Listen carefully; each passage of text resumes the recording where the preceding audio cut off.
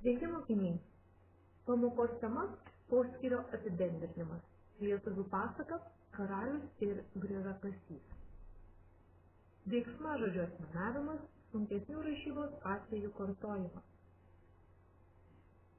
Atsiverskite vadovėlius.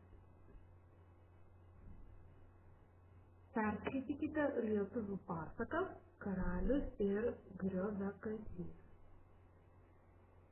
Atsakykite į klausimus paraštėse.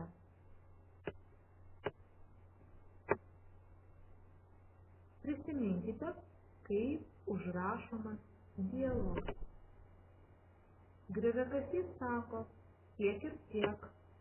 Tu ar žinai, klausia ponas. Taigi, autoriai žodžiai, dvitaškis, iš naujos eilutės brūkšnys, didžioji raidė, veikėjo žodžiai. Jei veikėjas ne vienas, vėl iš naujos eilutės brūkšnys, didžioji raidė, kito veikėjo žodžiai, brūkšnys, autoriaus žodžiai.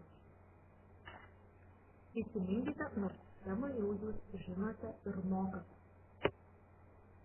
Dabar raskite, kaip pasakyta pasakoje.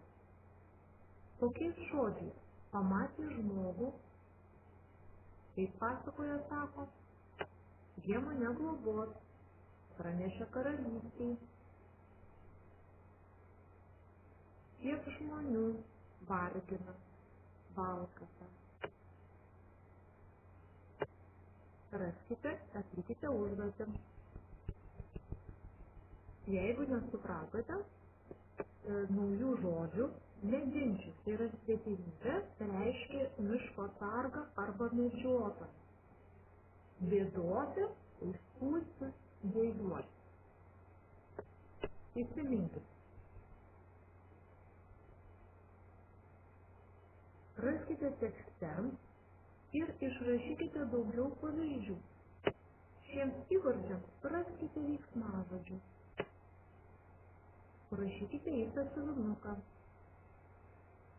Dabar pabandykite paaiškinti šių žodžių rašybą.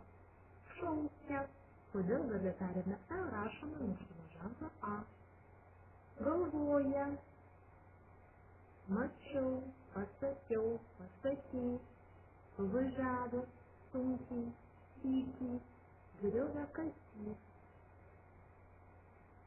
O dabar pabandykite atsakyti į klausimus po tekstu. Perskaitykite pasaką.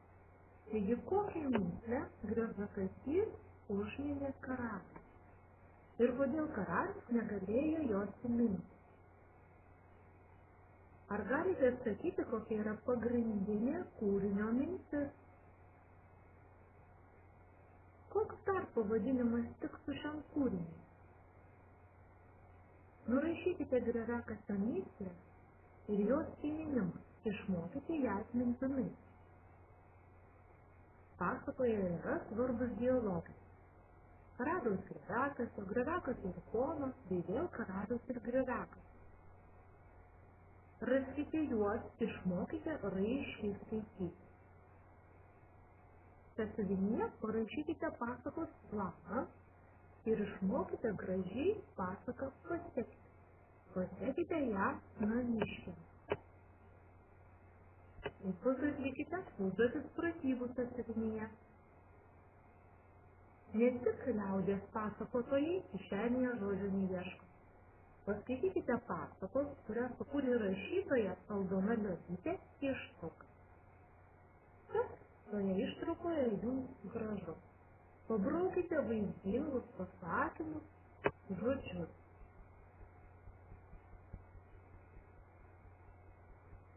Antroji užduotis. Paaiškinkite pažymėto dialogo skyrybos ženklus. Kodėl? Būtent tokie skyrybos ženklai, ką jie skiria. Ir nuspalvinkite kryptį. Trečioji užduotis. Pirmo pratimo tekste raskite šių žodžių sinonimus.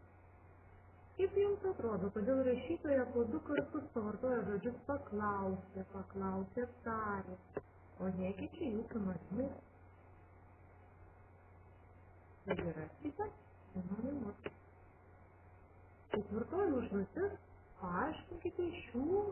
žodžių rašyba.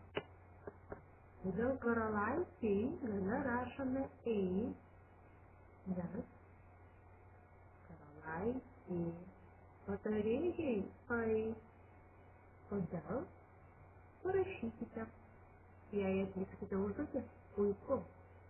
Taigi sėkmės atliekant užduotį.